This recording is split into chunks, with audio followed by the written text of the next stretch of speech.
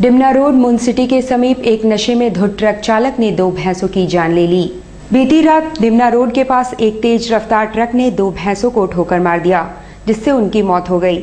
नशे में धुत ट्रक चालक को पकड़कर स्थानीय लोगों ने पुलिस के हवाले कर दिया है। सामने एक घटना करीब रात के करीब 3 बजे का है और एक ड्राइवर पिया हुआ था जो क्या ने दोनों 2 भैंस को बेरहमी से मारते हुए भागा और मानगो थाना अभी टीओपी जो ओली क्या गाड़ी था वो ट्रक था का नंबर है और चालक बहुत ज़्यादा जो है पी खा के इसमें चला रहा था, इतना ज़्यादा है कि वो किसी जानवर के इंसान को भी मार के ये कर रहा है। उपायुक्त ने शनिवार को एडीसी सुनील कुमार, एसडीओ आलोक कुमार व अन्य अधिकारियों के साथ बैठक की।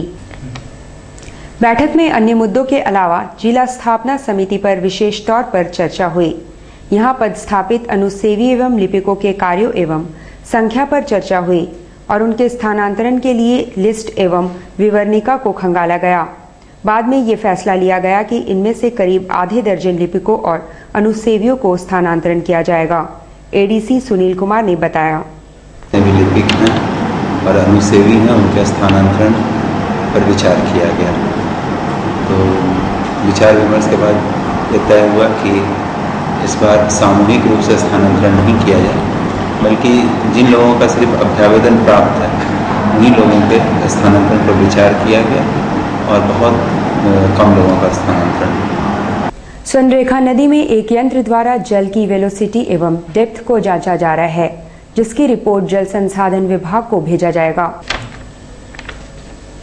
भारत सरकार जल संसाधन विभाग की एक टीम द्वारा शनिवार को एक विशेष यंत्र द्वारा स्वर्णरेखा नदी की गहराई, जल की शुद्धता, घनत्व मापी जा रही है। टीम द्वारा संग्रहित रिपोर्ट जल संसाधन विभाग उड़ीसा भेजी जाएगी। जांच कर रहे अभियंता गौरी शंकर साहा और एमएम जेना ने बताया कि इस यंत्र से पानी की वेलोसिटी और गहराई की तीव्रता के साथ साथ घनत्व और जल बहाव की रफ्तार की जांच की जाती है।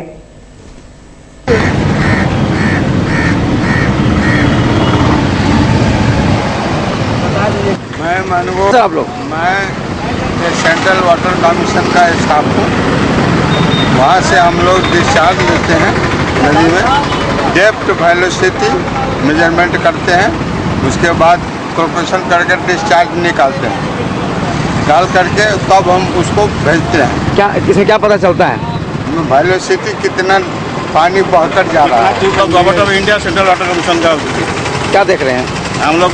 नदी का वेलोसिटी और नदी का पानी का स्पीड और पानी का जो डेप्थ आरटी में हम लोग को डेप्थ वेलोसिटी और स्पीड ऐसे देख रहा है। इसका लेने के बाद कैलकुलेशन करके हर रोज कितना पानी का डिस्चार्ज आ रहा है और स्पीड आ रहा है, हम लोग को यही देख रहा है। मानगो सहारा सिटी के पास एक फैक्ट्री से फैल रहे प्रदूषण की शिकायत लेकर बस्तीवासी उपायुक्त के पास आए।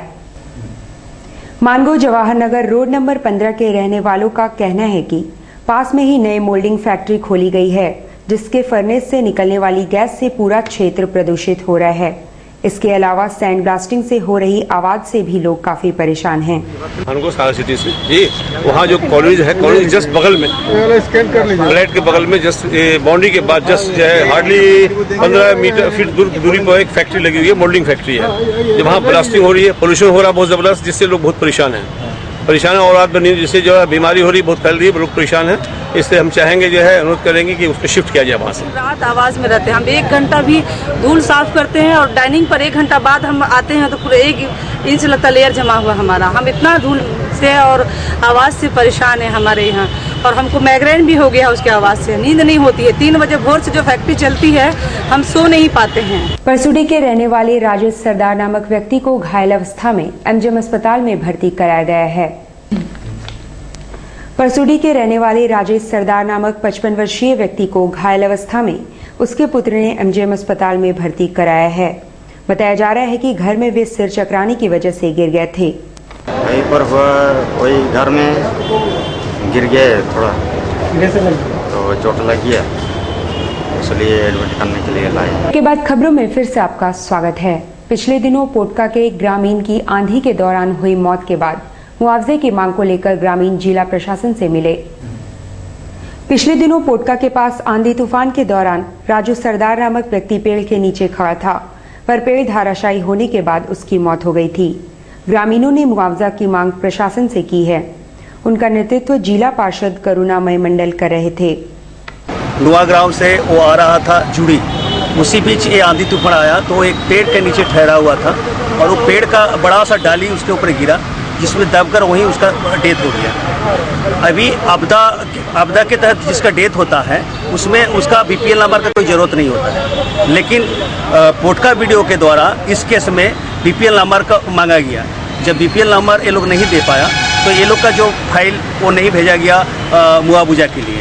इसी सिलसिले में हम लोग एडीसी साहब से मिलने के लिए आए हैं, क्योंकि ये भी आपदा का ही केस है।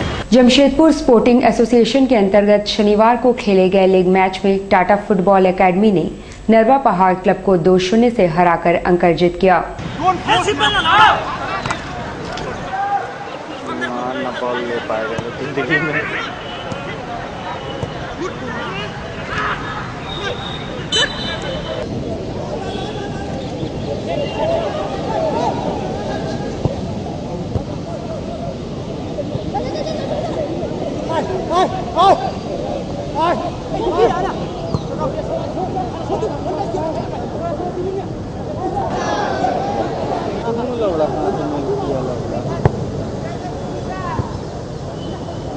हमको पता भी नहीं था, तुम बताया तुमको बताने का